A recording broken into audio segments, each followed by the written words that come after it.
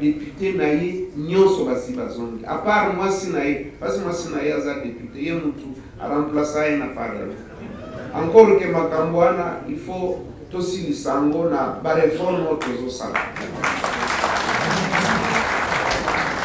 eza normal te oza candidat suppléant na yo mwana na yo suppléante na yo mwasi na yo non totika makambo wana. D'ailleurs, il y a une stratégie malamu. Si on a une stratégie électorale ya malamu, on a une carte de circonscription. Yo oza mutu ya nord na carte de circonscription. Il faut qu'on a mutu ya sud pour batu ya sud baya komema ba voix na bango o sangisa. Mais si on moi si na yo, mais boza na même espace. Ozui mwana na yo, boza na même espace. Donc na banzi na ba réforme oyo ezali koya biso na AFDC allié aussi topesaki déjà oyo biso makanisi tolobaki ete makambo wana il faut esila. Deuxièmement, il faudra que ba gouverneur bazala élu na suffrage universel on a pu éviter ba chantage ya ba député provinciaux na biso sikoyo pona ba oyo ndenge nini nasi nalobeli yango ete biso topesi bolimbisi na ba oyo balongwaki epa na biso toyebi ete mingi bazalaki menase mingi bapesaki bango bapromese ya baposte bambongo et tout ça bolongo mpona epa ya baati bosala oyo ya bino AFDC allié. Écoutez, hier, ezali mission ezali difficile, mais à Messana, je vis son expérience. Il a commencé par la société civile, conférence nationale souveraine, Sun City, il est avec le FCC, donc moi je pense qu'à un certain niveau, Yemoko allait à mesure, il y a Kosilisa, donc moi je peux me mettre à sa place. Mais Boyebi Mibeko Mboka et lobby était Soki parti Songolo, et si ezui appellation AFDC allié, eh bien, nous avons une appellation en athée. So lingi kosala na baati te. Ok, okeli ya yo parti politique, c'est plus simple. Mais okozwa mandat na bisote, ovandela yango, odonda nango, ozwa ba avantage, bongo sima, obanda ko critiquer. Je vous remercie d'avoir répondu à notre invitation en dépit de vos multiples occupations et profitons de cette occasion pour vous présenter à vous et à vos familles respectives les vœux les meilleurs pour cette nouvelle année 2021. Comme vous le savez, il a plu à son Excellence, Monsieur le Président de la République, chef de l'État, Félix Antoine Tshisekedi Tshilombo, de nous confier, conformément à l'article 78 de la Constitution, en date du 1er janvier 2021, une mission d'information en vue d'identifier une coalition majoritaire au Parlement. J'en ai été notifié le 5 janvier 2021. Cette désignation est intervenue à l'issue de son discours du 6 décembre 2020, au terme des consultations des partis politiques et regroupements politiques, ainsi que des forces vives de la nation menées par le président de la République, chef de l'État. Il vous souviendra qu'à cette date, le président de la République, chef de l'État, avait annoncé plusieurs mesures dans le souci d'améliorer la gouvernance publique de notre pays et ainsi poser les bases nouvelles d'un état de droit et du développement économique et social de notre pays. Il était donc normal qu'après ma désignation, je me mette à l'exécution des tâches inhérentes à la mission me confiée, assister des personnalités qui ont été choisies discrétionnairement par son Excellence, Monsieur le Président de la République. Il était donc normal qu'après ma désignation, que je puisse donner la méthodologie de travail qui consiste à recueillir les mémos et les cahiers de charges des consultés, faire la synthèse et la mise en commun des mémos et cahiers de charges recueillis, dégager les convergences en vue de définir les grandes lignes de la coalition politique et gouvernementale, identifier une coalition majoritaire au Parlement en vue de la formation d'un nouveau gouvernement de la République. Je voudrais ici rassurer les uns et les autres que le contenu des mémorandas et autres préoccupations exprimées par les chefs des partis et regroupements politiques ainsi que par les élus du peuple sera consigné dans mon rapport final à présenter à son Excellence Monsieur le Président de la République, chef de l'État. C'est ici l'occasion pour moi de préciser que depuis le début de ma mission, tous les préalables nécessaires ont été réalisés. Dans cette optique, j'ai pris des contacts avec différentes forces politiques qui constituent le Parlement. Aussi, je réitère l'invitation aux différentes forces politiques à répondre positivement à l'appel lancé par le Président de la République, chef de l'État, de dégager une coalition politique majoritaire dénommée Union sacrée de la nation, afin de lui permettre de mettre en œuvre le programme pour lequel il a été élu en 2018 et dont il devra rendre compte à la fin de la législature. Parlant de l'Union sacrée de la nation, je précise ici qu'il ne s'agit ni d'un parti politique, ni d'un regroupement politique. Il s'agit d'une vision républicaine du président de la République, son Excellence Félix-Antoine Tshisekedi Tshilombo, en vue de rompre avec la mauvaise gouvernance du passé et lancer les bases nouvelles d'un état de droit et du développement intégral de la République démocratique du Congo, visant le mieux-être de chaque citoyen. Par voie protocolaire, les invitations seront lancées aux partis politiques, regroupements politiques et personnalités ayant des députés nationaux à l'Assemblée nationale. L'étape du Sénat suivra. Ces audiences démarrent ce mercredi 20 janvier 2021, ici à l'hôtel Fleuve Congo. Avec l'aide de Dieu, je demeure convaincu de l'issue heureuse de ma mission par l'identification d'une coalition fondée sur une forte majorité parlementaire, gage de la stabilité de notre pays.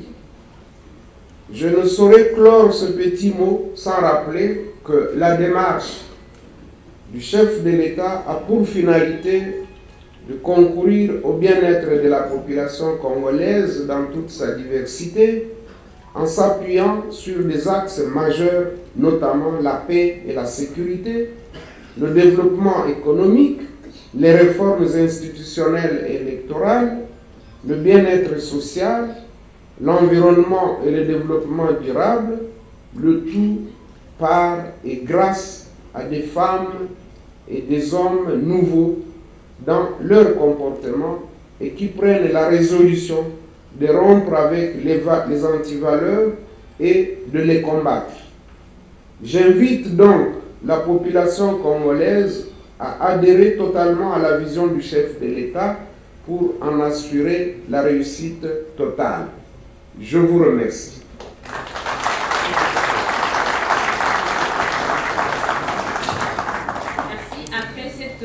Merci. Après cette communication de l'informateur, le sénateur professeur Modeste Bahati. Chef de l'État n'enga luka kite bomoko ezala kati ya bato po ya population pe na lobiko na bango ekoka kozwa mapeza na nzela ya boponami ndenge bato bayambaki yango pe basepelaki makasi. Motuna ezali boye oyeko sango wana ekomelaki yo na butu ezalaki mpona yo esengo to lisuma bénédiction to malédiction. Yami bale. Obongami ndenge nini po na bokuta nyama sanga masusu baye bazalaki ongambo esusu pe lelo mokumba epesa melio po ya mikolo tuku misato. Eteni ya masolo ezalaki ndenge nini pe olobi bankasa ya bobenga mito ba invitation ekolanda bango bisika bango bazwami ekozala ndenge nini. Motunga ya suka na population olobi na bango nini na likanisi ya tata mokonzi Félix Antoine Tshisekedi Tshilombo oyengi te bomoko po ya population ezala kati na biso panso pe vision yango ebotambuma. Lelo yo bomoko yango ekozala ndenge nini po ete chef de l'État oyo apesi penza elembo na ye po na confiance oyo apesi yo okolongo yango ndenge nini. Merci. Une deuxième question en lingala avec Israël Mutombo de Bosolo na politique.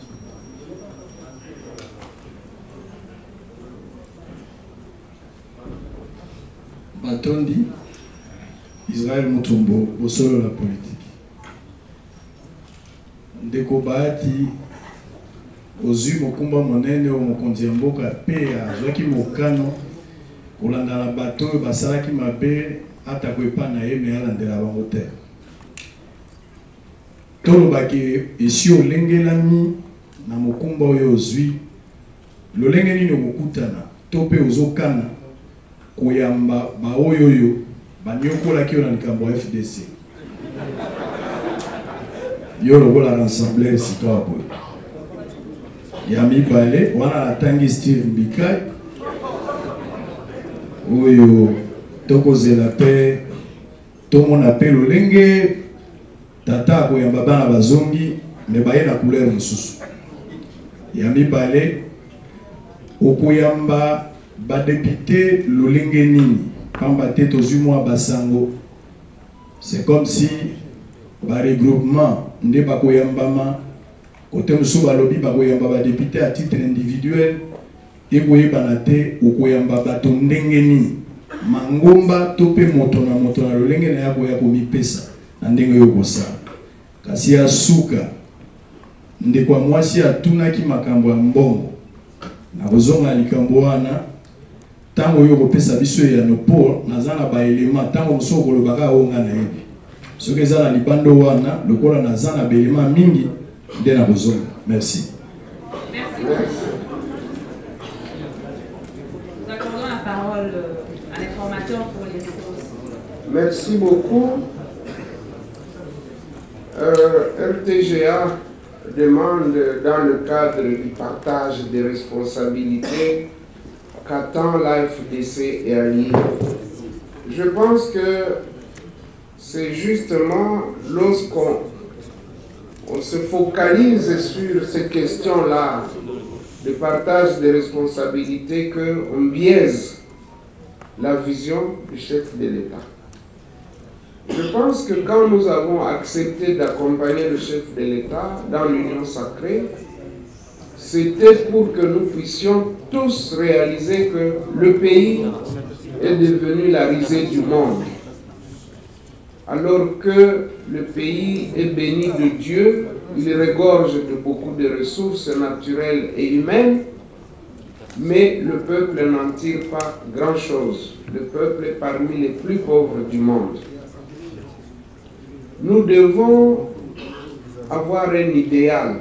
Je sais que la politique congolaise et dans la plupart des pays africains, les gens n'ont pas d'idéologie, n'ont pas de programme, mais ils cherchent à se positionner tout simplement. Ce que je peux vous dire à ce stade, c'est que l'AFDC se contentera de ce qu'il recevra. Nous sommes disciplinés au niveau de l'AFDC et alliés. Ça fait 2 ans que nous avons été martyrisés, mais nous n'en sommes pas morts. Nous n'occupions pas nos postes auxquels nous avions droit, et nous n'avons pas abandonné le combat. Et donc, ce n'est pas aujourd'hui ou demain que nous pouvons faire du positionnement ou de l'obtention des postes une préoccupation majeure. Donc ça, il faut le prendre pour dit. Nous n'avons aucune exigence. RFI dit que bon, il n'y a pas de charte.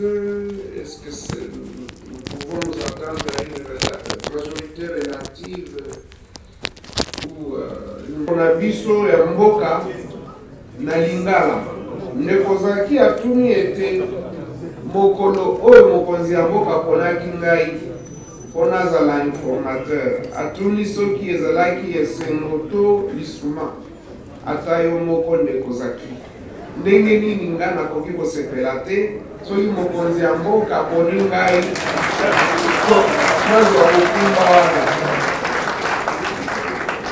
eza koleka kutu esengo nakoki koloba na lifalase ete ezali kutu bénédiction eza lipamboli eza bongo te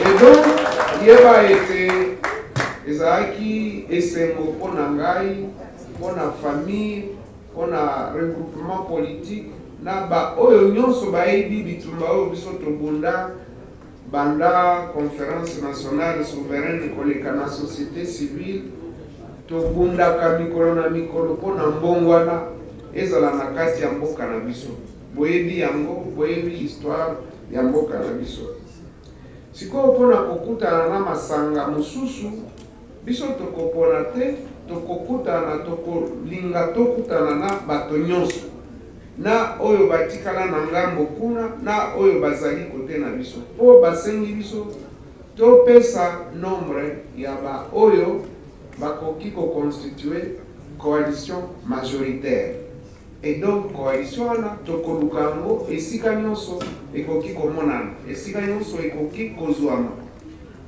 meme baoyo ozokanisa tokotindela bango likanda ya kobenga bango baya tokutana parce que toza baennemi te biso nyonso toza kaka bakongole tozoluka bolamu ya mboka bolamu ya peuple bapolitisien nyonso balobaka yango meme soki mosusu basalelaka yango te kasi politisien ata moko asi aloba te ke ngai na yawa mpona kosalela peuple te nyonso balobaka ete bazosalela peuple intérêt ya peuple na yango naza na elikia ete oyo balingi mbongo wana ekoma na mboka na biso bakoya soki mosusu baye te nakoki kotia bango singa na kingo te nakoki kotia singa na kingo te donc oyo bakoya baye tosololi soki oyo bakoya bapesi ngai libaku ya kokokisa nombre ya majorité nakosepela mingi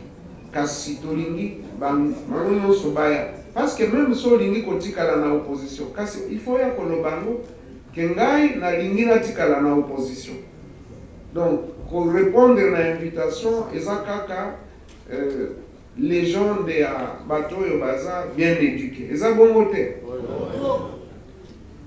alors mpona koyamba toza na baméthode ebele mpona koyamba mosusu bakoya na groupe mosusu bakoya na caucus provincial mosusu akoya ye moko biso toza na besoin ya bato nyonso oyo aye ye moko toyambi ye so asigne fiche na biso tosepeli oyo bakoya en groupe ya regroupement ou bien parti politique toyambi bango soki basigne bafiche ya adhésion na union sacrée tosepeli mosusu soki baye na cadre ya caucus provincial tokoyamba bango donc to exclure ata méthode moko te l'essentiel tokoba ti na résultat emonana na suka ya mosala na biso sikoyo mpona oyo ndenge nini nasi nalobeli yango ete biso topesi bolimbisi na oyo balongwaki epa na biso toyebi ete mingi bazalaki menase mingi bapesaki bango bapromese ya baposte bambongo et tout ça bolongo mpona epai ya baati bosala oyo ya bino afdc alie me boyebi mibeko ya mboka elobi ete soki parti Songolo et si ezui appellation AFDC allié, eh bien, nous ne sommes pas une appellation en athée. So lingi kosala na bahati te. Ok, okeli ya yo parti politique, c'est plus simple. Mais okozwa mandat na bisote, ovandela yango, odonda nango, ozwa ba avantage, bongo sima obanda ko critiquer. Ngana ngai kotanga kombo ya mutu te, kaka Israel mutu atangi kombo ya ndeko moko awa. Be nayokaki kaka ndeko wana nde abandi ko akomi siko Tshisekedi koleka batu nyonso bon tomesala makambo wana mpona biso tolobi ete meme oyo aza koloba badepute na ye nyonso basi bazongi apart mwasi na ye pasi mwasi na ye aza depute ye mutu aremplaça ye na parlement encore ke makambo wana il faut tosilisa yango na bareforme oyo tozosala eza normal te oza candidat suppléant na yo mwana na yo suppléante na yo mwasi na yo non totika makambo wana d'ailleurs eza stratégie malamu te solo oza na stratégie électorale ya malamu oza na kati ya circonscription yo oza mutu ya nord na kati ya circonscription il faut kona mutu ya sud mpo bato ya sud baya komema bavoi na bango osangisa mais so ozwi mwasi na yo mais boza na même espace ozwi mwana na yo boza na même espace donc na banzi na bareforme oyo ezali koya biso na AFDC allié tosi topesaki déjà oyo ya biso makanisi tolobaki ete makambo wana il faut esila. Deuxièmement, il faudra que le gouverneur bazala élu na suffrage universel pour éviter le chantage et la député provinciaux. Même ceux qui bango pe baza konyo la bango mikolo bazo futa bango te wana pesa malamu te faut ba futa quand même ba député provinciaux eza droit na bango kasi bango pe bazwa prétexte ya konyo la ba gouverneur te batika basala soki basali mbeba rapport esalemi ekoma soit na justice ou bien na makambi ya mboka bakonzi ya mboka kasi mwa liberté d'action ezala. Donc on a makambo oyo ya baconsultation na sina lobeli yango toza na plusieurs méthodes awa na kati ya salle na kanisi badepute pe ya parti travailliste bazali Bazali, Bango, Didier Kabambele, Jean-Pierre Kayele, Bazawana, Nazobel, Bazawana. Donc, il y a 4 députés. 3 Baza, Awabasi Bazon, Kakamasi na Yende na Nous sommes le PC. Ah, d'ailleurs, Baoutou Bisanga, que même moi, si n'a pas assez à signer fiche. Donc, à Tikali et Moko, à Zampé député. Enfin, il y a Moko, nous avons tout le monde qui dit que nous avons un problème dans notre tête. Il y a un lobby était au Salisa Bisso.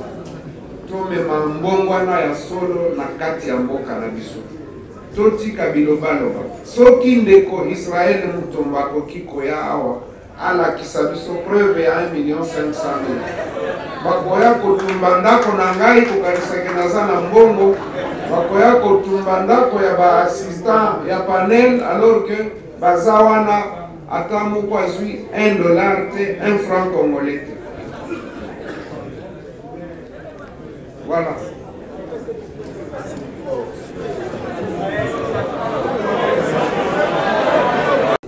En tout cas, d'emblée, exactement. Parce que, si on m'a dit qu'on a ici, on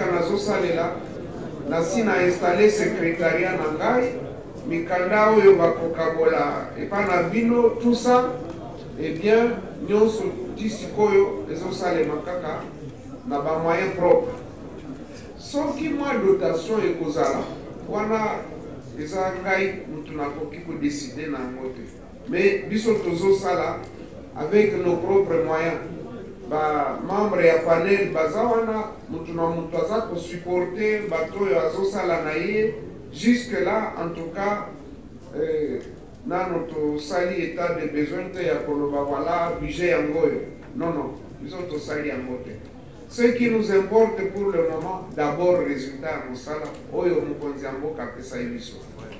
Soki dotation ezali, ok, problème eza te, mais bisikoyo ezali te.